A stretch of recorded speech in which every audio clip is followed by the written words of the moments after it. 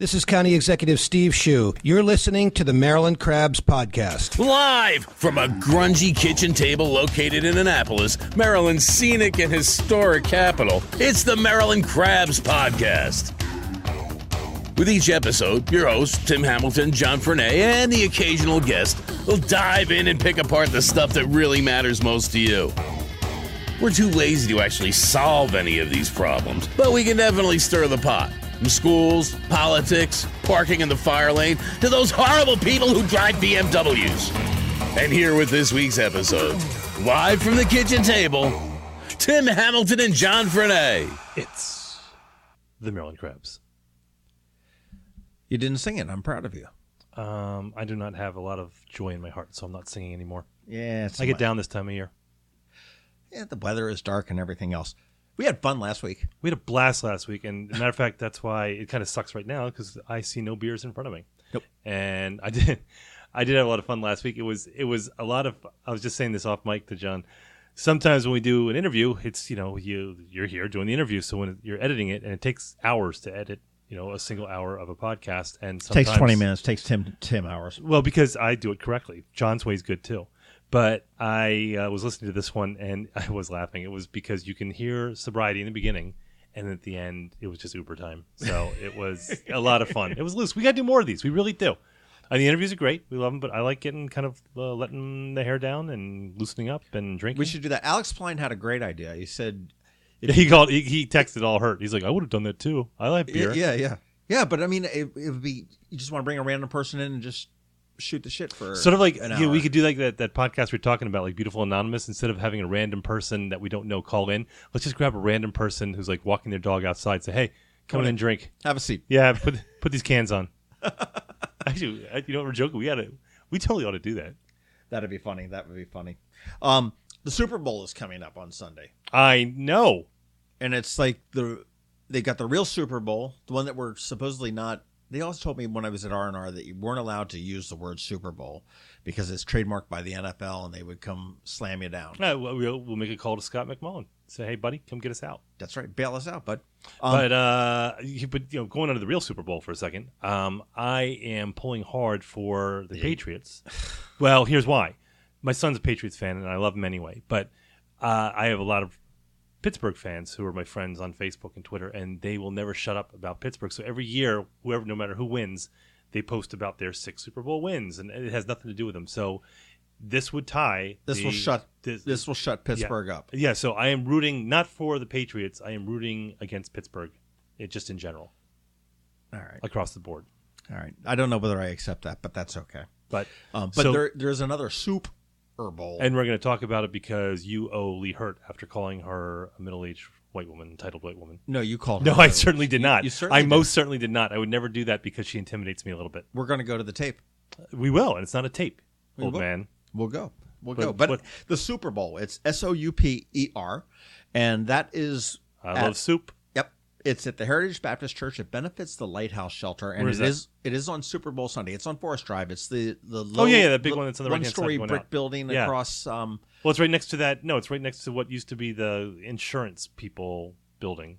Like that. Not quite that close, but yeah, it's up that. It's across from like the CVS and the Lido Pizza. Oh, yeah. And it goes from 11:30 to 1 o'clock. It is free to attend. They do ask for a donation, but they have all sorts of soup there, and they will have all sorts of luminaries. I know that they were trying to get Pat Sajak to serve, but he doesn't listen to WNAB when they were begging for that on WNAB. Why would he? Only owns it. Yeah. But typically the mayor will be there. I know Mike Bush is there an awful lot, and they serve the soup to everybody. They offer a donation, and that goes directly to the Lighthouse Shelter. It's called the Soup Bowl. And it's the 11th year they've done it. And Chef Zachary Pope is the guy I don't know if he's the guy behind it, but he's the chef that's been there for at least the last 5 or 6 years anyhow. And he always comes up with some really good soups and everything else. So if you've got something to do for a pregame on the Super Bowl, go to the Soup. We got to get Pat Sajak on the podcast. He would do it. He's like super conservative now. Like he is. Oh, yeah. Like I bet he listens. No, yeah, probably. Most likely. Yeah. Hey, Pat, Leslie, give us a call. Yeah, he just lives just over in Severna Park. Yep. The other thing you want to talk about, Ignite, is coming up. Ignite, that is, what's the date? This is the 12th? Yep, the 12th. February 12th. Monday the 12th. Over at Maryland Hall. And they've got the large auditorium this year as opposed to the basement like they had last year. Because last year in the basement, it was really cool. It was it had that beatnik kind of feel. So I expected everyone to snap instead of clap. But it was standing room only. And I know that because I forgot to get tickets and they hooked me up. But it was like we were packed in there. And they had I'm sure they had the plastic chairs in there. So it was like uncomfortable. Yeah, and it was like really hot for winter. But it was a really good time. So, we talked about this before. What it is basically you get 20 slides on a PowerPoint in 5 minutes. And the slides are timed out automatically so that if you mess up, the slides will get ahead of you or you'll get ahead of the slides. But it's on any topic. So last year they had one on sailing. They had one on race relations. It's just completely random. You can do whatever you want. I think they had about a dozen people who entered this year, I believe, something like that. So it's great. It's a great event. So you go to igniteannapolis.com, I believe, right? And Is that where you are now? Because John is he's either texting Teresa or he's looking up the site. But it is a really cool event, and if you go this year, you really ought to consider about doing it next year because the people who did it were kind of exhilarated afterwards, and it was really wild. And actually, they've got a good bunch of speakers, and they've got, I think, 15 speakers this year. They had about 10 or 12 last year, I think. And they've got Bria Barksdale. I don't know who that is. It's a good name. Victoria Bruce, and she is the founder and editor of the Arundel Patriot. She also... I don't know whether she produced, wrote, or whatever, the movie Pip and Zastro, about Pip Moyer and Zastro. I never saw that. She did that as well. Oh, did she? I didn't know that. Cynthia Cruz and Jennifer Godinez, Krista Hassenkopf, Sylvia Henderson, Chrissy Holt, who is running for Senate for District 30. She's running against Sarah Elfreth. Yep. And John Astle, if he runs again, and Wesley Huey, Jeff Huntington, and Julia Gibb. Future History Now. Jeff Huntington is the guy that painted the tsunami mural. Oh, I didn't know that. And his wife. Incredible artist, and they've got some great stories. They just got back from India, so they may have some stories on that. Gary Jobson, sailor, ESPN commentator. I think he might have done it last year, too. I don't know whether Gary did it or not. He may be talking about the Sailing Hall of Fame, which is not hanging out here anymore. No. Well, they had their shot. Jim Keeney, don't know who that is. Suzanne Martin, Connor McManus, Matt Puglisi. Connor McManus. There can be only one. Levante Santos, that's Lisa a Highlander reference. Spalletta, Liz Thibodeau, and she's a big creative. She had Take 4 Media or Take One up there on Forest Drive. Yeah, next to El Cabrito. And I could use some El Cabrito right now. Nicole Weaver and Mary Grace Falwell. So these people get 5 minutes, 20 slides, and it's automatically timed. And you got to wing it. Yeah, it's a great event. It really is cool. So I'd encourage you to go on and get the tickets because it sold out last year. Now they have the bigger space, so that's right. Really they've got good. about 800 tickets, so I don't know that it'll sell out. Fine, but get it. I got mine today. Yeah, I got to get that. It's a lot of fun. It's on a Monday night. That's the only thing for me. I'm like, Absolutely do. Well, I'll tell you what. We're talking to County Executive Steve Schuh because he ran out on us last time. Yeah, he had to go see like Governor Hogan or something. And we talked to him for 20 minutes and he had to run. So he promised he'd come back and he came back. Yes, he did. And I would say there's not I came back. Yeah. You didn't come back. Yeah, I have a full plate lately, but we'll take care of that. So what we're going to do is we're going to get right into it with County Executive Steve Schuh. We're going to talk a little bit about what's happening in the county, a little bit about his election that is coming up. We'll talk about that a little bit when we come back. And I'll listen and pick it apart. I'm Sean O'Neill, your local RBC Wealth Management Advisor. More than likely, the primary reason you save and invest is to achieve your life goals while ensuring your long-term financial well-being. But before you can determine your preparedness towards your goals, you need long-term answers to important questions about how much money you need, where it will come from, and how long it will last. RBC Wealth Plan, a new industry-leading tool, is now available to help answer these questions and develop your personal plan using a conversational approach. With RBC Wealth Plan, we can create a personal analysis based on these unique goals while offering you the ability to weigh certain decisions and determine what's best for you and your family. Call me, Sean O'Neill, today at 410-573-6723 for a complimentary consultation. RBC Wealth Management, a division of RBC Capital Markets, LLC. Member NYSE, FINRA, and SIPC. And we are up on the 4th floor of the Arundel Center again here in downtown Annapolis with County Executive Steve Schuh. How are you today? Good morning. Thank you for having me, John. Well, I didn't have you. You had me. We're here in your office, and so we're... Well, thanks for coming over. So you invited us here, but we got cut short a little bit the last time we talked because some guy named Hogan called and said you had to go stand on a bridge and cut the project to widen the Severn River Bridge, which is under budget. It is ahead of schedule, and it hasn't been quite the nightmare that everybody anticipated. No, and it's going to be a big help. Hopefully that will be a big help. I remember when Forest Drive got widened. I think it was under County Executive Leopold, that little bit. And everyone was saying, oh, it's never going to work. It's never going to work. And it worked beautifully once they got the pole that was stuck in the middle. Verizon had a pole like in the middle of a lane that took them like 2 years to get out to get the right of ways to do it. But I think anything will help on that. I mean, even if you need to reduce the speed of the bridge and have people just take a little bit more care. But that's, guys, what a choke point for the county. Yep. That's for sure. That's one of several choke points. There's another on Route 3. There are a lot of problems out in West County around Fort Meade. The state has, based on our requests, acknowledged those problems and is going to be devoting very substantial dollars. Almost every single problem, interestingly, with roads in Anne Arundel County in terms of congestion focuses on the state roads. On the state roads? Yeah, it's almost all state roads. Can you tell me what the hell happens to 97 North every single day? Great example. It's because 97 has not been widened in all of these decades. It is at the top of our list of requests to the state for improvements, and it is among that drives me crazy. That bottleneck right there at 50 to 97, it backs all the way up to the mall, and then you get on 97 about a half a mile, and it's wide open. It opens right up. It's wide open. It's crazy. But what we wanted to sort of continue what we were talking about a couple months ago, and get into some of the things that we didn't really have time to do. Things have changed a little bit. We've got Vice President. We've got President Trump in Washington, who's keeping everybody on their toes. To see you there. You could say that. And, you have somewhat distanced yourself from him. Obviously, you're a Republican, but, as did Governor Hogan. I mean, it was, my focus is on running the state. And while you tend to be in a red county, the state is a blue state for the most part. And we can probably argue that a little bit back and forth. But what's it like to be what do you have to do to be a Republican in Maryland? Especially now when you see people that are trying to, going into elections as you are, Congress, they're just trying to offset themselves, if not distance themselves from the president. I mean, does it even have an impact when it comes here? The federal government and Anne Arundel County don't have a lot of interaction on any kind of day-to-day basis. There are certain areas, certain projects where we do rely on federal assistance, road construction projects, land issues like the dairy farm. There are a handful of issues where we do reach out to our congressional delegations. I don't recall ever having had to reach out to the executive branch, which obviously answers to the president.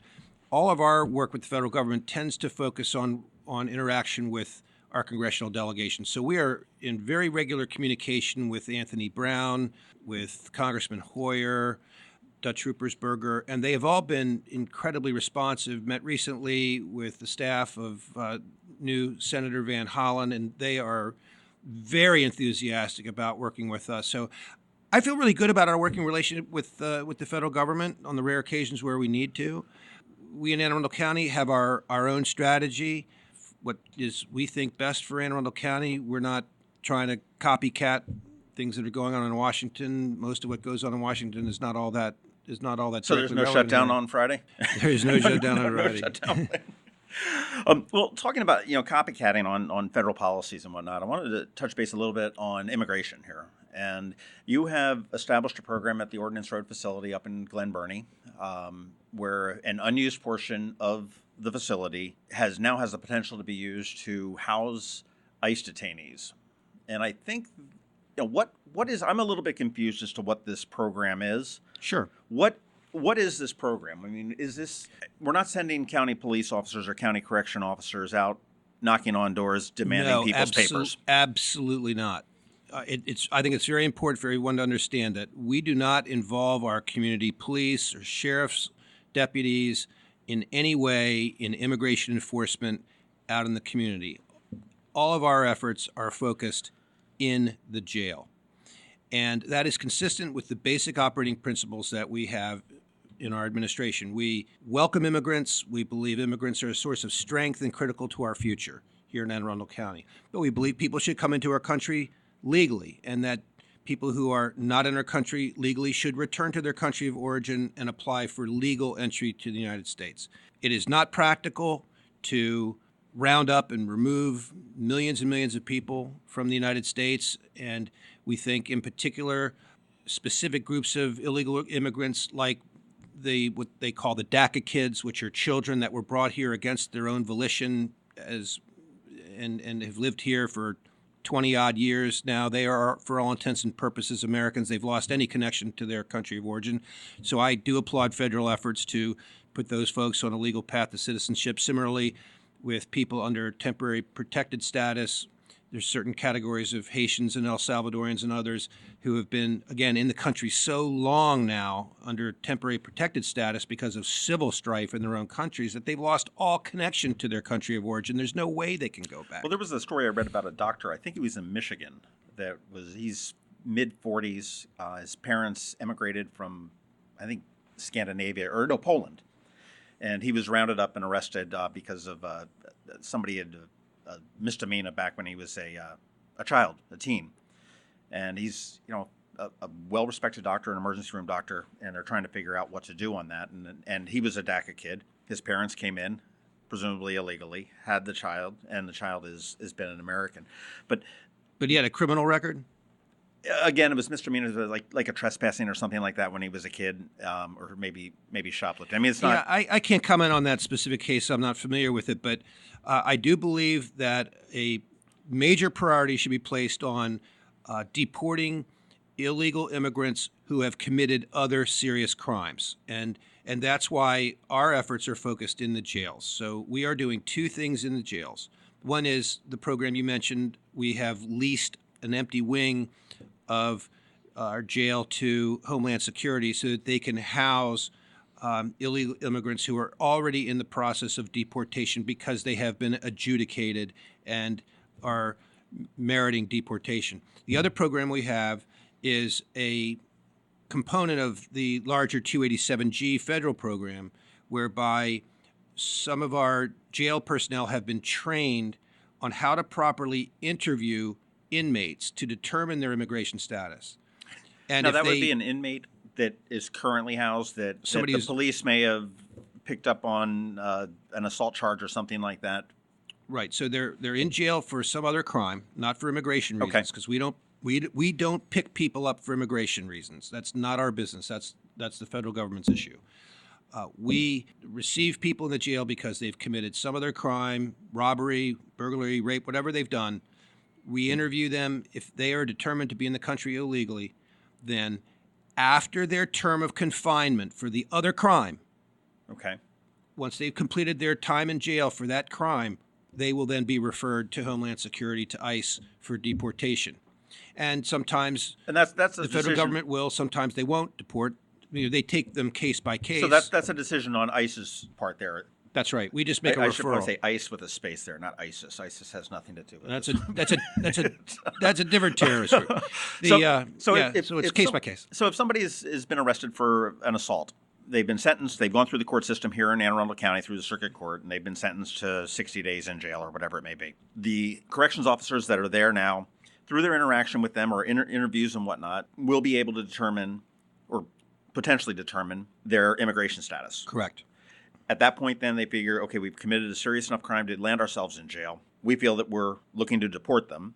And then we would call ICE and say, hey, we've got this guy. And then ICE takes it from there. We don't make any determination about whether a person should be deported or not.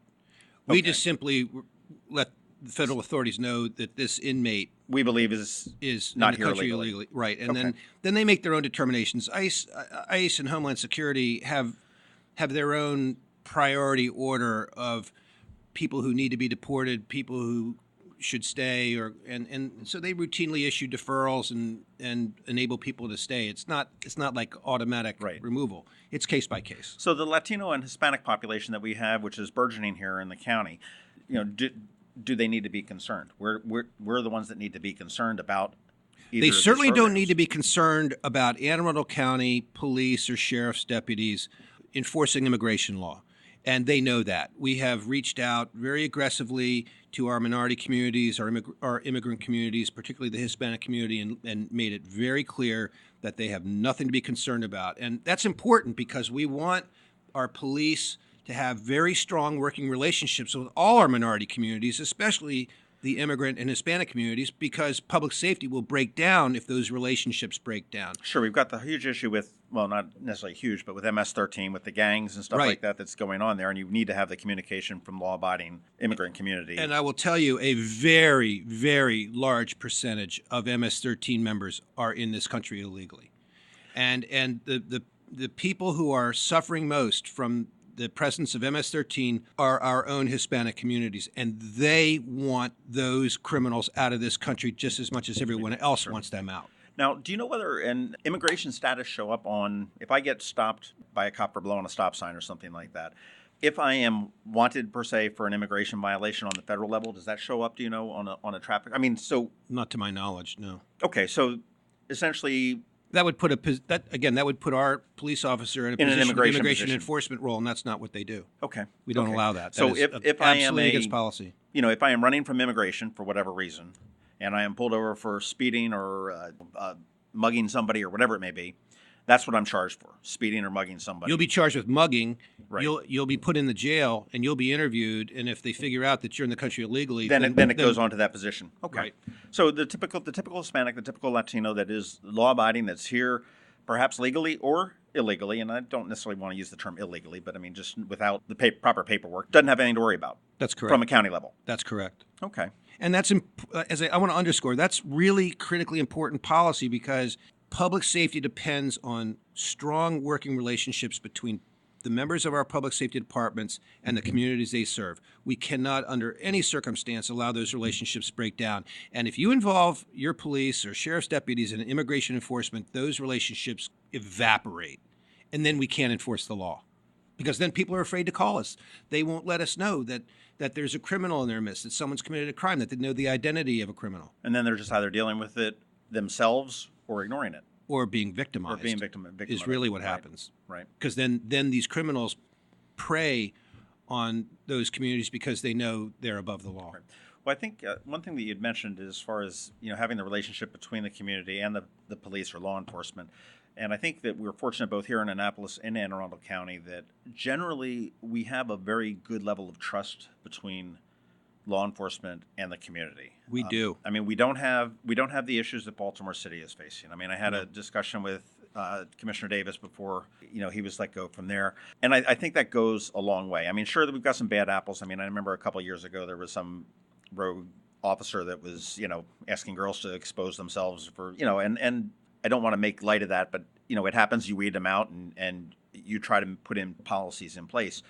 And one policy that you instituted middle of last year, was the safe stations, which is a no questions asked, come in and get help if you are addicted. And that I'm looking at the referrals from the police department that just came out on January 24th. So far in January, there have been 66 referrals to the Safe Stations program. Safe Stations has been incredibly effective. And by the way, thank you for giving me credit for it, but I can't take credit. It was the brainchild of Alan Graves. Safe Stations is exactly as you described it. Fire Alan department? Graves of the fire department conceived of it. And under that program, each of our fire stations and police stations, but the police stations have not proven to be attractive to people who are suffering from drug addiction and want help. They prefer to go to a fire station, feel safer. But under the program, a person can present him or herself to a fire station, ask for help, no questions asked, nobody gets in trouble. They just get connected to the help that they need through our crisis response system. We get them into treatment. So what type of help? I mean, I guess it depends on how they present themselves. If I walk in and say, "Hey, I've got a problem. I'm taking heroin. I'm taking whatever," that may be referring into a counseling type of a situation. Well, the first step is a medical evaluation. Okay. So they make sure you're not suffering from a heart attack or a stroke or anything like that. Right. If there is a medical issue outside of addiction problems, in the ambulance into the hospital. Ambulance to the hospital. Right. If it's just drug related and they're ready for help, then the fire department alerts crisis response. Crisis response is part of our mental health agency, which has responsibility for providing mental health and behavioral health services in Arundel County. They send a team, like a SWAT team, to that fire station, lickety-split. They arrive and they assess the person, and then they put them into our program for treatment. So depending upon the person's situation, they may have to go to detox. Okay. They may go to counseling. They may go to a 12-step program, but that assessment's made and determinations are made as to what the best program is for that person based on And their if they're in an situation. active overdose situation, then they're getting the Naxalone and off to the hospital or wherever Correct. it needs to be. Now, the crisis response team, that's headed by what, Jen Corbin? Yes. And how big is this team? And I mean, okay, so if I presented myself to a safe stations, what's the time frame, would you say, in minutes till I am effectively receiving some sign of non-emergency treatment? I come in, they've evaluated me, they said yes, they've called the crisis response team, they've come out, and now I'm speaking with a counselor. Is that? It's probably just a matter of minutes. It's not unusual to have crisis response responding literally a minute or two after the ambulances have arrived to a person's home after an overdose situation. Do you know whether they routinely get dispatched when the EMS is dispatched for a heroin overdose or an overdose? Only if we know it's an overdose situation. So if the call my for kid just overdosed on, then they are immediately dispatched. Otherwise, the dispatch happens when the EMTs sort it out and realize what's going on. So then you'd be adding another 10 or 15 minutes. When did the safe stations come into play? That came in April. And there were 385 referrals through the safe stations program last year. Actually, more than that, 500. Oh, We've had, was there 500? I'm sorry, we've had 500 so far since last April. Okay. Yeah. So I'm just looking at 385 from 2017 on this fire department report, and at 66, that's just put that in perspective. Yeah, we crossed over 500 just a few days ago. It's really very encouraging. And the vast majority of them have, sadly, some of them say, no, I'm having second thoughts. I don't want help after all, and they leave. But the vast majority of them go into services and are getting their lives back. It's one of the reasons I'm optimistic that we're going to prevail here. Well, it is. I mean, I think 66 people in 24 days, just to put that in perspective, that's 2 per day. Yeah. That are actively going to a fire station or a police station and seeking help. Well, and the good news, another aspect of that is finally the number of people checking into safe stations is exceeding the number of people who are overdosing on a daily basis, and far exceeding the number of fatalities. We had 155 fatalities last year. Right. And the fatalities I'm looking at, so far this year to date, and again, January is a very short little window to take a look in, but we've had 10 fatalities so far in the county, and that's up from 6 this time last year. However, the non-fatal overdoses are down. Right. And notably also significantly down are the heroin and other opioid arrests. So it doesn't appear that we are arresting our way out of this, which we may have been doing in 2016 and 2017 and earlier. I'm just looking at some of the arrest numbers of people that are arrested for. Right. So that's a good thing. I mean, with safe stations, here's that we're looking to get people help. Exactly. Our approach to police work has evolved over the past couple of years. We are not trying to arrest and put addicts in jail. We're trying to get addicts into treatment. When it comes to dealers, it's another story. We are raining hellfire down on the dealers in this county. And well, the county the police have charged 2, I believe, in the county with manslaughter. Right. For providing that. And that's a fancy name for murder. Yeah. It's just not premeditated. They didn't wake up and say, "Hey, I'm going to kill this guy." And Commissioner Davis had said that one of the greatest tools for fighting that is the cell phone. He said you look at the cell phone, and typically the last person they texted or called was their dealer, and then you just follow the trails and you get it there. And we have not seen any kind of verdicts returned on any of those cases that we filed yet. And I'm following that pretty closely because I think that's going to really send a strong message as you look through where the issues are. I mean, and typically it's North County, the Glen Burnie, Brooklyn Park area, and the Annapolis area is where most of the overdoses are happening. Those are the big concentrations, but those are also the big population centers. But if you look at a scatter plot of where the overdoses and fatalities are, they're everywhere. They're north, south, east, west. It's not avoiding anything. And one thing when I was talking to Angel Trainer, and we just sort of dawned on me, it was if you're a starving person and you walk into McDonald's and they give you a burger, you're going to eat it. You're not going home. You're not setting the table. You're not, right. You're going to eat it where you buy it. So I mean, and obviously, and that probably makes sense with what the police have told me, is that the concentration of the dealing is going on in North County as well as in the sort of general Annapolis, That's correct. Edgewater area. Has the county upped any kind of enforcement or any kind of resources in those areas specifically to combat the drug selling? We have dramatically increased our enforcement efforts against drug dealers. That's what I meant when I said we were raining hellfire down on them. And we're doing that in very close collaboration with the Annapolis City Police Department. They have been great partners. We are working hand in glove with them, and I think having very, very good outcomes going after and breaking up these dealer networks. I'll tell you, you'd mentioned that it's everywhere, and it's, I want to think that I didn't grow up in a huge sheltered life, but I've lived 50 years and I never knew anybody that had a problem with heroin. Anecdotally, you hear about it. You didn't hear about the deaths and dying. Right. And I will say in the last 3 years, I have 5 friends that have lost children. Oh, my.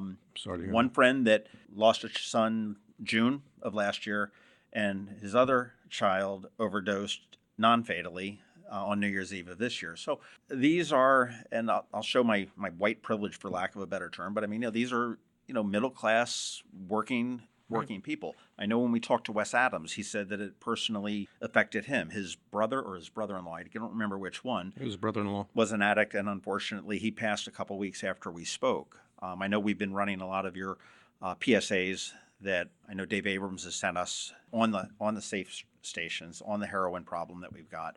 Certainly the Not My Child video that's been produced by the county has been an award-winning thing. It's very powerful. And the Not My Child programs that are going around. And you can't go anywhere without seeing that. And if you have not seen it, this is just sort of a side note to anybody that's listening, go out and listen to this Not My Child program. You hear from parents of children who have died. You'll hear from addicts, people in recovery, as well as experts on how to get out of it. It's a very good program as far as education that you've presented. I mean, you're out in the schools, you're out in communities. Libraries, homeowners associations, we're everywhere. We've done over 100 Not My Child presentations all over the county, and they have been very, very effective in getting the word out. Not My Child is both a program that runs an hour and a half, involves a video and a panel, and then public discussion. And yes, I would urge your listeners to be on the lookout for a Not My Child presentation in their area, and please attend. But Not My Child also refers to a video by the same name, Not My Child. And you can view that video. It's about 15 minutes long on YouTube, Not My Child, in Arundel County. And it will make your hair stand on end, I can assure you. And it will educate you about the nature of this problem. Well, it's been, and heroin, opioid, any kind of drug abuse, it's everywhere. Doesn't discriminate whether you're black or you're white, whether you're rich or whether you're poor, male, female. It's everybody. It's everybody. And it does. And I think that, the county, as you guys have also filed suit against drug manufacturers, distributors, as well as doctors that have overprescribed. And I know, again, Wes Adams had told us when he had his back surgery that, the biggest warning they gave him as they gave him all sorts of opioids was, hey, it might make you constipated. And he said that was the only. Well, the doctors were unaware of the danger of these drugs. The amount of overprescribing of opiates, things like oxycodone and Percocet in this country is incredible. Part of that we've learned is because of the actions and practices of the drug manufacturers and the distribution companies, as well as pill mill physicians. The manufacturers and distributors engaged in misleading marketing practices that made the physician community think that these drugs did not present any serious dangers. And they also used outrageous financial incentives and kickbacks to induce physicians to overprescribe. And that's why we've gotten to where we are today. Physicians prescribing 30 days worth of these drugs when 3 days would be plenty, and giving people a second refill, taking them out to 60 days, by which time they're fully addicted, and then unable to get refills, those people turn to street drugs. What? Oh, this will kill you. Listen to this. 80% of the people that we encounter in a drug overdose began their addiction journey with a legitimate prescription drug from a physician. In other words, a sports injury, a surgery, something like that, and they were prescribed legitimately Percocet or oxycodone and it was off to the races from there because of an overly large prescription. 80%. 80%, and that's probably low. So again, urge your listeners, if your doctor prescribes opiates, ask him if there are better alternatives. If he insists on opiates, if that's the right thing, and sometimes it is, get the shortest dose possible. Make another trip back to the pharmacy. Make another trip back if you have. Don't walk away with 30 or 60 days worth unless you are in a serious chronic pain situation. And when you're done using your prescription, if you don't think you need to use the whole prescription, discard of those drugs properly. Don't leave them in the medicine chest. That's how kids get them. That's how the plumber or the electrician will get them. Dispose of them. Now, and as far as disposing of them, you can go into any, I know all the police stations. I know the Annapolis City Police Station, and I believe the firehouses all have the drug boxes. Yes. Where you can just dispose of them there as well. So and we're working with retail drug outlets like CVS and Walgreens, asking them to install drop boxes to be able to dispose of these drugs more easily. When people go into the drugstore, they can just get rid of them there. It makes sense. I know when I came out of Harbor Hospital with a knee surgery a couple of years ago, they gave me a whole cocktail of opiates and said, get ahead of the pain because it's going to be really bad. And I took a little bit of morphine, and it just made me feel bad. I felt tight in the chest. And I said, I just don't like the feeling, and I don't know what I'm going to do. I don't know whether I'm an addictive type of a person or not. Right. So I said, no, I'm going to stick with the Tylenol for a little bit, and it wasn't that bad, thankfully. You toughed it out. And ended up doing it there. That's the best thing. That's the best way. But you talked about working with Annapolis and Annapolis City Police and everything else. I know the last time you were emphatic to say that the county wasn't taking over the police. I know Mayor Panelides at the time was saying no, there's no intent of merging the police. Now that we have, I'm looking at the notes here, the anti-Mike that won the election. That Mayor Panelides had lost the election, and Gavin Buckley is now the mayor of Annapolis. We've switched from Republican to Democrat. Is that going to change any of the dynamic? Because you did work very closely with Mayor Panelides, and you guys got a lot of stuff together. I mean, you were sharing resources down at Station 8 in Annapolis Neck. I know you've got business development or economic development, elections. There were several programs that we worked together. I mean, do you foresee that all continuing? I do. I think Mayor Buckley is off to a terrific start. He and I have gotten together very regularly to discuss a whole range of issues, including some of the things we've discussed today, the gang situation, the opiate problem. He has a lot of great ideas for Annapolis City. We have a great working relationship, and I don't anticipate any deterioration in the working relationship between the two jurisdictions. I think he is committed, as Mike Panelides was, and I am, to keeping these two jurisdictions thriving by working as partners. It's funny. I think Mayor Panelides had a very tough race on his hands as coming in as a Republican in primarily a Democratic town. And I had a conversation with him, and I said, you needed to be the outstanding best mayor the Democrats have ever seen. And he was a very good mayor. He was a good mayor. He was a very good mayor, and I'm not going to, there were no scandals. There was, economic development moved ahead, but it was just a tough road to hoe by the time he came down there. It's a tough time to be a Republican in Annapolis and everywhere else, and that's because of what's going on in Washington. People don't like the tone of Washington.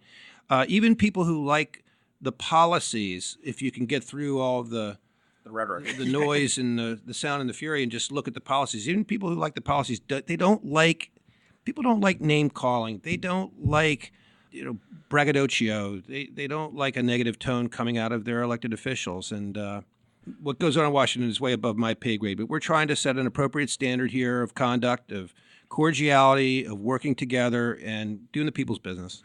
All right. Well, you mentioned that I wasn't going to bring it up, but the Preserve Annapolis Now PAC that came out toward the end of Mayor Panelides' campaign with the and you, along with Delegate Kipke, were contributors to that PAC. And is that something that you regret at this point? I mean, I know at one point you said that you were asked to help participate, and certainly I think it can be argued that the negative mailings and the rhetoric that came out of that PAC certainly hurt the mayor more than it helped him. I agree with that. I think the negativity of those mailers backfired. I do applaud the organizers, the officers of Preserve Annapolis for trying to fight the good fight. I think they had good motives. They love this town, and they want to preserve what's great about Annapolis. And in their view, their opponent in the race, the now mayor, was taking the was proposing to take the city in a direction that they didn't want to go. So but I do agree. I think it was the wrong tone, the wrong mailers at the wrong time. But that being said, I don't think anything could have saved Mike Panellides' candidacy. It's just the environment we're in today. People wanted to change. Mike Panellides did a very competent job as mayor. He was a good mayor, but he lost by very large margins, and so even in the absence of those mailers, I don't think there was any hope that he could have been reelected. Speaking of just quick campaigns there, did you ever get your money back from Roy Moore? I did. To his credit, I got my money back. I think we've heard the last of Roy Moore. Oh.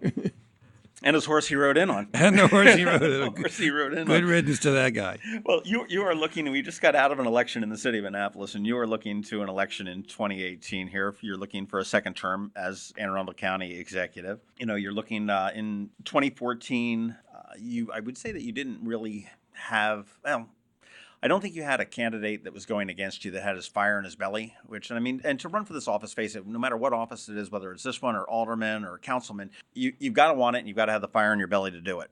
And I don't think George Johnson really had that fire. He had been a sheriff for so long and DNR chief, I think, and I think he was state police chief at one point too. This time is a little bit different. You've drawn Stuart Pittman, who actually has contributed to your campaigns in the past.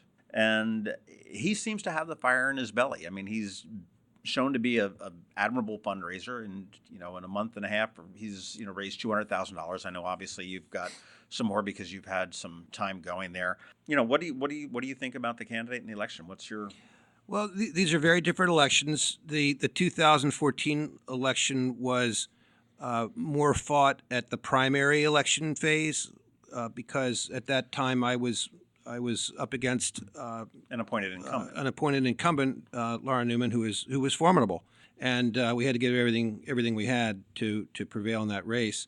George Johnson is a distinguished public servant. He has given close to, if not more than 30 years of service to various public safety departments here in the county and at the state level, most particularly as the sheriff of Anne Arundel County, where he did an outstanding job. George, I think, came into the race a little bit late. He may not. I can't comment on whether he had the fire in the belly, but these are hard races to enter late because it takes a lot of organization, a lot of fundraising, a lot of time. Well, you went to that 2014 race like in 2001, 2. Yeah, no, I probably started 2.5 years ahead of time working on it. I was a sitting delegate at the time, so I had my delegate duties to tend to, which I did. But I also spent what time I could on the early work to build an organization and to raise the funds we needed. But George conducted himself like a pro. We I think kept the race at a very professional level. We're personal friends and remain personal friends today. Oh, and you asked about Stuart Pittman. Stuart Pittman is a very competent and worthy opponent. He did have a good fundraising report. He raised over $100,000 in a relatively short period of time, so he's definitely on the map from a fundraising perspective. He is a nice guy. He and I have worked together on environmental legislation in the past, so he knows what he's doing in those areas. And I expect it to be a real election and a real choice. Well, money alone doesn't buy an election or guarantee a win. By an election, that's not the right word I wanted, but it certainly doesn't guarantee a win. It certainly doesn't hurt. Obviously, Mike Panellides raised an incredible amount of money compared to Gavin Buckley or even to Senator Astle, for that matter. Money does not win elections, and I can tell you that Mike Panellides could have spent another $1 million in his race, and it wouldn't have changed the outcome by a single vote. Some people have said that the loss for Mayor Panellides was a referendum on Trump, and it's the Trump effect that's turning this over. I mean, it's hard to say because Annapolis tends to be a very Democratic town, but do you think that Annapolis was a bellwether for the 2018 elections? I'm concerned about that. It wasn't just Annapolis. It was Frederick, Maryland. It was New Jersey. It was Virginia. So there were a lot of very concerning things. If you happen to be Republican, there were a lot of things about that last national election that were very, very alarming, and about the recent Annapolis election. So I think it's important that those Republicans like me, who I think have a good, solid game plan, we're not taking our marching orders from Washington, D.C. We're doing what we think's right for our own jurisdictions. Need to get the word out and need to energize our supporters. In this coming election, I expect our opponent to be backed by a lot of very highly energized people who are angry about President Trump. Well, you've got a lot of that spin-off of the Women's March about a year ago today, and you've got the Surges, the Wises, the Indivisibles, and whatnot that are right. very, very vocal. I think you probably thank your blessing sometimes that you don't have to sit at the county council meetings and listen to time after time after time for, calling for the resignation of something that, the council to do something. And I've spoken about that before. Is that it's. Do you think they're going to those splinter groups are going to be a problem I think they're engaged. We see a lot of email traffic and Facebook traffic about their activities. They organize public events and town halls and discussions, and good for them. I mean, it's great, and that's what democracy is all about. And it's important that the more conservative and moderate elements of our community get just as energized and activated. As a candidate, provided that you're invited to some of their town halls and whatnot, would you engage that? Would you welcome that to go out and talk to these folks? I mean, obviously, it's a stacked audience. Yeah, I mean, we got to pick our shots. It's a big county, 580,000 people, and there are a lot of events going on each and every day where any of us can be. And we do not want to walk into a situation where we're being set up, where it's a sneak attack by our friends on the other side. I mean, this is a competitive sport we're in, and we've got to take each play as it comes over the course of the period. Your tagline was making Anne Arundel County the best place to live, work, play. You're close. Live, work, and start a business. That's why you're the county executive and I'm not. But you've done pretty well. We've got Crofton High School is breaking ground, which is one of the key components of your campaign. We've made a big dent in some of the crime, some of the opioid overdose that we're getting. We came in with a very straightforward 5-point plan to reduce taxes and fees, to improve the school system, to improve public safety, to reform county government, and to enhance our quality of life. And I do feel good that 3 years down the line, we have made really good progress in each of those 5 things.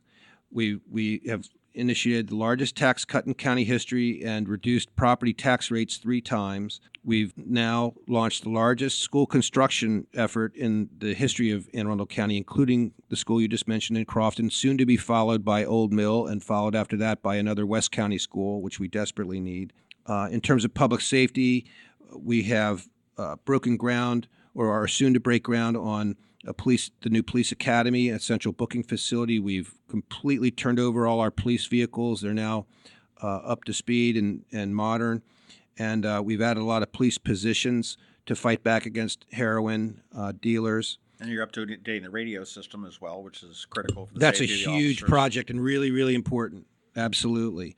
Our government is working better than it has. In my lifetime, we're getting permits out the door, responding to people's calls for service better than we ever have. And the Quality of Life Initiative has been really, really successful. We have a major effort, $250 million effort, going on to improve the waterways in the county. We're building bike trails at a very high rate of speed so that we have a complete network of bike trails. We're opening... That's self-serving. You're a biker.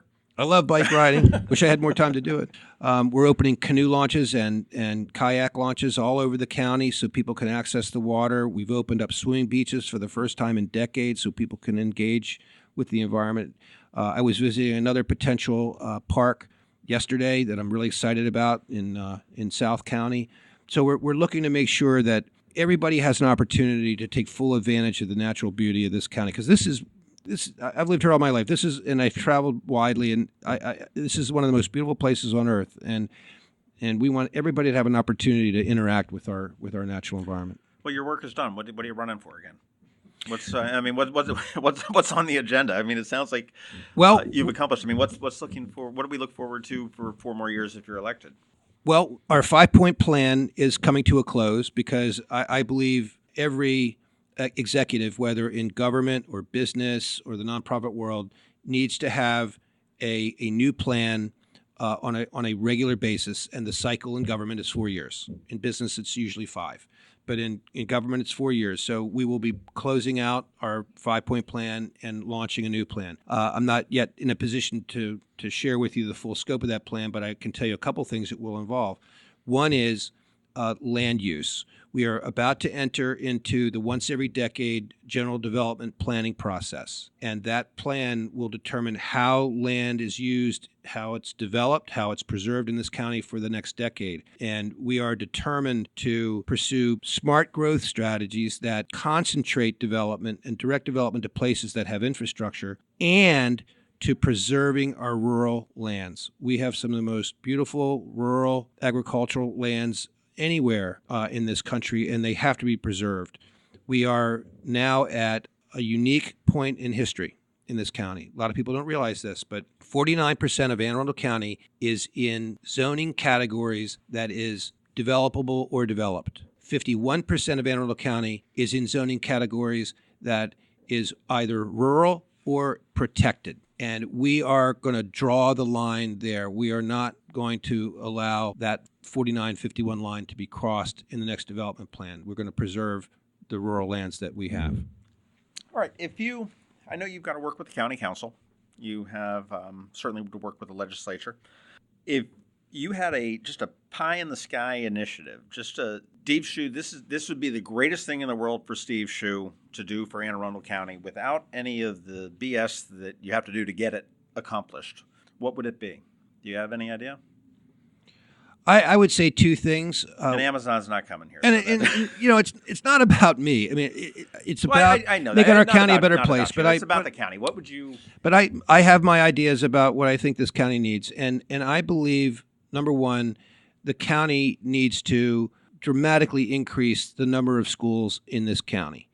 We have the largest average enrollment per high school of any jurisdiction in Maryland, and among the highest average enrollments in the entire country, because we have fallen so far behind in school construction, particularly at the high school level, but also at the middle school and elementary school level. So I would like to work with the next council and the next school board to accelerate dramatically our school construction efforts. We've made great progress so far. I mentioned a moment ago that we have launched the largest school construction effort in county history, and we have, but it's not enough. And the other is these land use challenges. I think we need to work very diligently to preserve our rural and protected lands. Anne Arundel County is the subject of a massive pincer movement emanating out of Baltimore, from Washington, D.C., and even Annapolis. Anne Arundel County is the focal point of potential future and development. And unless we are very resolute and determined, then that 5941 line will be breached, and we are going to see development proceeding in our pristine areas of the county. And I think that's just not the direction we want to go. We want to steer development to the areas where we have infrastructure, where we have public utilities and school capacity. We do not want to extend water and sewer utilities down into South County and start intensive development in that part of our county. All right, you mentioned to talk about going in. This will be the last sort of bit that we've got going as we wrap up. But you had your eye on the county executive's office for quite some time, back when you were in the House of Delegates. By the way, do you miss the House of Delegates? Now when you've got a Republican governor, there's some very exciting initiatives that are moving through there. Do you miss being? Well, I loved the House of Delegates, and my experience there was indispensable to my ability to carry out my duties as county executive. I could not imagine doing this job without prior public service as a delegate or a county councilman. Although no county executive has ever come out of the county council. Every county executive has come from the General Assembly, with the sole exception of Janet Owens. Yeah, Janet Owens is the only exception, but every other one was either a senator or a delegate. And I think the job requires that, because we have to work so closely with the state. I mean, I am in constant communication with the committee chairs in the House of Delegates and the Senate, with the Speaker himself. And we are very fortunate to have a speaker from Anne Arundel County. We're on opposite parties, but Speaker we Bush has both been put wonderful the county for first. the county and just It's been great. And it's Annapolis so as well. great to see his health coming back. Every time I see him, he looks better. It's really gratifying. He's going to need it for the race. He's going to have his work cut out for him. There are a number, I believe at least 4 people have come into that race, plus the speaker. There's 3, and Delegate McMillan hasn't really said what he's right, and what Delegate he's McMillan doing there, may decide to come in too. So you had your eye on the county executive spot. Let's say you get elected for another 4 years. What's got Steve Schuh's eye for 2022? I don't have any eye for 2022. Nothing yet? My goal is to get reelected in 2018. Well, we can talk to you on November 12th of 2018 and see where that works out. Interesting, you said that no county executive has come out of the county council, and no mayor of Annapolis has ever gone on to a higher elected office. Really? How interesting. I didn't know that. Nope. They just get put into like closets and hidden and Yeah. and move on there. But it's I'll tell you, thank you very much for your time this morning. Thank you. Mr. Thanks for having Schuh, me. I appreciate it. Appreciate the insight. Good luck on the election. Congratulations on your accomplishments so far. Let's just keep working on these heroin numbers, man. It's encouraging, but it's still discouraging to see that they're even as high as they are. But if nothing else that you can hang your hat on, and I'll hang the hat too as well, but it's the numbers that are coming out of the police and the fire department as far as what the county is doing. I think you've done an outstanding job with that, not only within the county, but it's been recognized statewide and nationwide as far as what Anne Arundel County is doing. I think we're on the right track. We're doing the right things. I'm not aware of any initiative in any other part of the country that we're not doing, but it's not enough. It's true. That's true. Thank you very much. Thank you. Nice job. Yeah, we had a good time. We were laughing a little bit when the tape wasn't rolling, and we were joking and laughing. And Owen sat in there, and he didn't have to shush us or shoot dirty looks, saying, I told you not to ask about that or anything like that.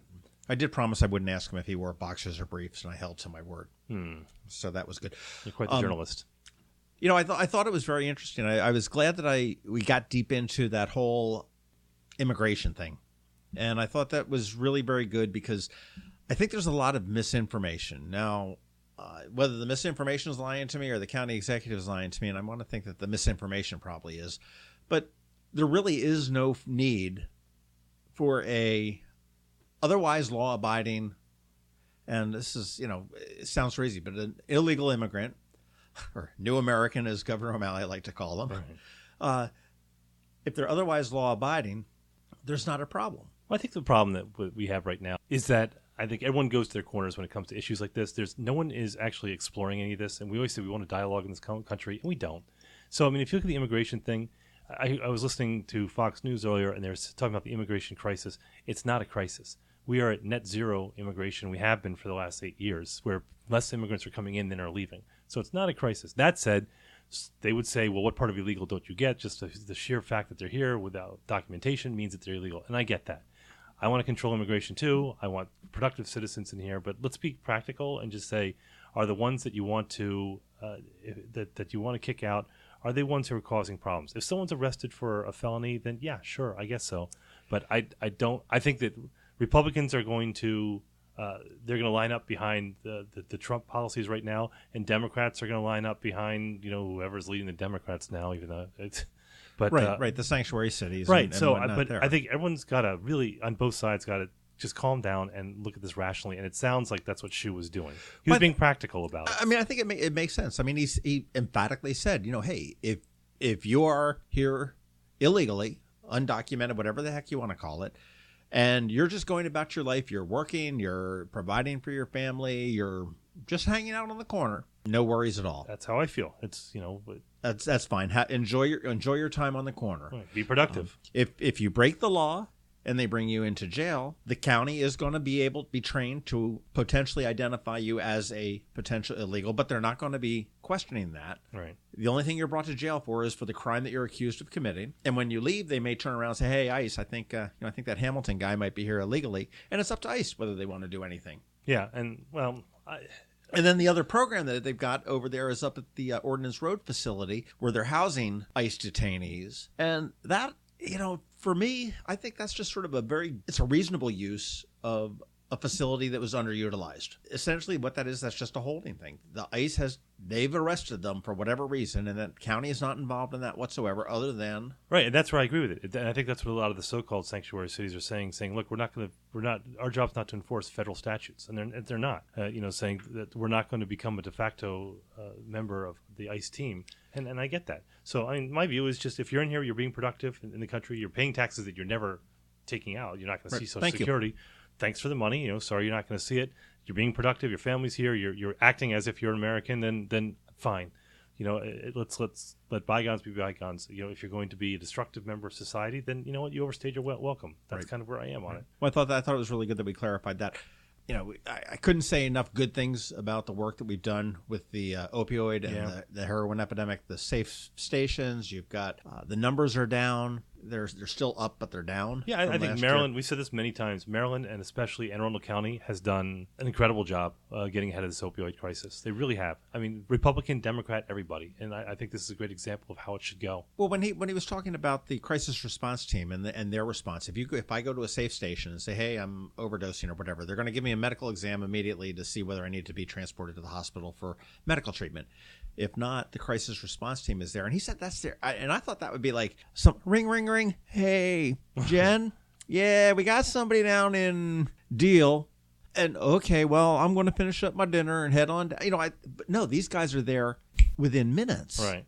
And I would love to probably see if I could do a drive along. That'd be kind of fun, right? See how they're doing it on the street. I would like to do that. Yeah. I mean, I think it's great. And they just announced, actually, just after we recorded that, the return of the DARE, drug awareness resistance effort. And I hate to sound negative on that, but that was an abysmal failure in the 90s. Yeah, a lot of people said it was. But I mean, it was. I mean, that's not opinion. They did study after study that said it was a flop complete. Now, they said they've revamped it. They've made it more relevant to kids' lives and what have you. And I'm willing to give anything a try, but I don't want to be negative, but it did not do well. As a matter of fact, they said it might have done more harm than good. I don't know. I'm saying because I was actually reading through the studies yesterday, I wasn't sitting there with like piles of studies, but I was looking at the white papers of the studies, where it just said right. Well, it'll be interesting to see how it plays out today. There's not a whole lot of investment into it. I mean, I know there's several officers that have been trained in the new program, which is not any additional overhead. They got their wraps on the car. They're going to dust off McGruff, the crime dog. Yeah. Annapolis still has a McGruff, but they got a wrap on the car. I forgot about McGruff. That was just sitting in the back of my head. And I haven't thought about McGruff, the crime dog, in like 20 years. He looks suspiciously like a flasher. Take a bite out of crime. Like a flasher. Yeah, it does. Guy walking down with a trench coat. A dog with an overcoat. But the county's doing really well on the heroin thing, and looking forward to his election. I mean, he's got an election coming up, and I think he's got a challenger in Stuart Pittman, and we're going to be talking with him next week, see what his story is. You've got a very strange situation, and he said Mike Panelides, it was his race to lose. And he was in a very... I don't think it was his race to lose. I think he did better than most Republicans he didn't would. Say it. He said he didn't think he could win that race any way you looked at it. I'm sorry, I misspoke. Well. But I think that with the formation of the Resist, Surge, Wise, movements that are all sort of sprung out of the Women's March last year in Washington, I think you've got an electorate that is far more engaged and far more enraged than they have been in any time in my life. Yeah, but I think also we're looking at social media. We've talked about this a few times when you have these groups that they're not quite news. And they're not quite movements. I mean, I would look at Project Veritas on the right. Mm-hmm. That is a group that is hell bent on exposing what they see to be the sins of the Democrats, right. And here locally, and I think you would look at on the left. You would probably look at like the Young Turks. Sure. They certainly they don't just lean left; they're absolutely left, and they concentrate their efforts on the right. But you have these, and I don't want to say pseudo media groups, but they're media groups that's social media, it's video, it's they present it as news reports, but it's not quite. It's not fake news, but it's not just biased. It's advocacy for their particular side, and locally we're seeing that. And again, I'm not being critical, but I'm not saying that there's anything wrong with it per se. But you have groups like Action, or what is it? It's Action and Arundel. Well, you've got Action Annapolis. And Action Annapolis. Which, a candidate will post on their page. They immediately come back saying, we don't endorse candidates. We're, bipartisan. We don't take sides or whatever. However, they were reporting, and let's be real. The Arundel Patriot is a far left leaning. Yeah, and we're not saying I'm not saying that critically, because that's what they're believing, but it's not unbiased. No, that's their bent. But Action Annapolis during the Annapolis election was running all around reporting for them. Right. So they are tied together. So I think I think Schuh's got to watch out. Our friends up at Red Maryland certainly are same thing. Right, same thing. But I think that Schuh really needs to look out for this. I think this is something that contributed to Panelides losing, because it takes a lot of energy to look what it did in Virginia and into New Jersey. But so if you have these groups who are constantly, I don't want to say on the attack, I'm trying not to be inflammatory, but these groups who are constantly nipping at your heels with various stories and interviews and all this, putting out this media that you have to address, that's a lot of energy to do that. That's the new normal. I'd say that's the last 2-3 years, and that takes a lot. So you're not addressing the concerns of the middle, you're addressing the attacks from the other side, whichever side that may be. Right. And that takes a lot of energy. And right. Well, it'll be very interesting to see how it plays out. County Executive Schuh has a ton of money. Yeah. He had raised $1 million. Stuart Pittman had also raised $100,000 inside of a month. Yeah, which is that's respectable. The boy is on the boards. Yeah, can he? Will it take $1 million to win that race? Who knows? I don't think money today necessarily equates to winning. I don't think necessarily the guy with the most money wins. I think we saw that with John Astle and Gavin Buckley. I think we saw that with Mike Panelides and Gavin Buckley. Yeah. As well. So we'll see, but we're going to be following the the elections as it goes throughout. The primary, the filing deadline for anybody that wants to run is at the end of February, and we'll know who the players are and who the players aren't by that time, and we'll go from there. But I'm very curious to hear what Stuart Pittman has to say, and like I say, we'll be speaking with him for next week's episode. Yeah, you got a lot on tap coming up, so we look forward to throwing that out and giving you some hints to who we got coming in. But all right, that is it. Good job, good boy. Where do you follow me and you? Well, so you're going to follow us, of course, on Facebook. We have a page and we have a group. And definitely, if you're not part of the group, join the group, because Facebook algorithm lately has been kind of throttling the pages. So you might miss something, and we don't want you to miss anything. So follow us. Maybe you won't miss anything because you haven't updated it lately. I do. No, I update every time we have a show. But you can also find us on Twitter at MD Krabs Podcast. You can find us on Apple Podcasts, where you want to subscribe and you want to rate us and you want to give us 4 stars and you comment. And do that. Give us the stars and give us the ratings. You can find John's the Annapolis Daily Briefing, which I listen to every morning on my Alexa. So you want to subscribe to that as well. And of course, give him the stars and the ratings, and tell friends and tell your enemies. Tell everybody. Right. And for the record, Lee Hurt is not an entitled middle-aged white woman, as you accused her of being, and I did not. We're going to play that back right now. We're playing it back. No, you're wrong. I'm a little afraid of Lee. Goodbye. This has been the Maryland Krabs Podcast with Tim Hamilton and John Fernay. Sure to follow them at all the regular places: Facebook, Twitter, YouTube, and online at themarylandkrabs.com. Take a moment to rate us on iTunes. Now, get the hell out of my kitchen. Seriously, go! You're still here? It's over. Go home.